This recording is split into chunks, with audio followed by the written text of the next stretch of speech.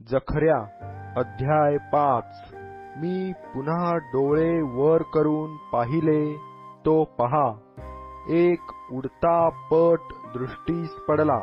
त्याने मला विचारिले, तुला काय दिसते? मी म्हणालो, मला एक उडता पट दिसतो। त्याची लांबी 20 हात व रुंदी 10 हात आहे।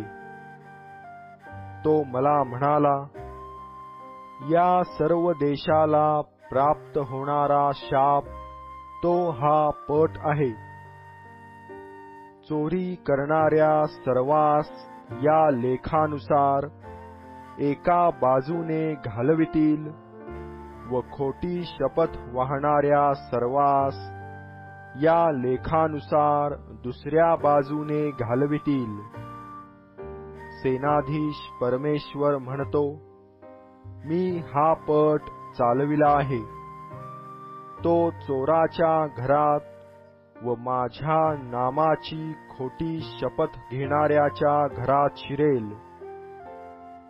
तो त्याच्या घरात बिऱ्हाड करून राहील आणि त्याच्या तुळ्यांचे व चिऱ्यांचे भस्म करील। मग मजबरोबर भाषण करणारा दिव्यदूत पुढे येऊन मला म्हणाला, आता आपले डोळे वर करून काय जात आहे ते पहा। मी विचारिले, हे काय आहे? तो म्हणाला, ही चालली आहे ती एक एफा आहे। आणखी त्याने म्हटले की ही सर्व देशभर त्यांचे प्रतिरूप आहे। मी आणखी पाहिले, तो शिशाचे वाटोळे झाकण काढिले असून एफामध्ये एक स्त्री बसलेली आहे असे माझ्या दृष्टीस पडले।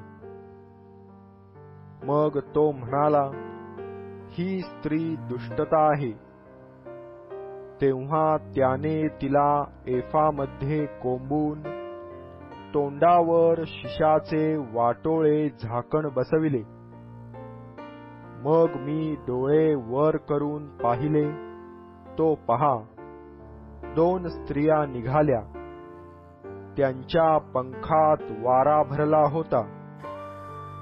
त्यांचे पंख करकोचाच्या पंखासारखे होते।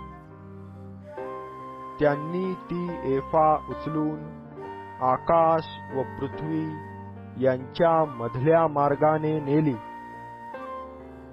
मग मजबरोबर भाषण करणाऱ्या दिव्यदूताला मी विचारिले, ते ती एफा घेऊन कोठे जात आहेत?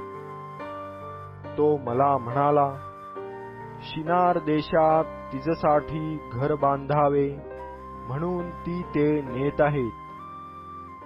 ते तयार झाले म्हणजे ती तेथे तिच्या स्थानी स्थापितील।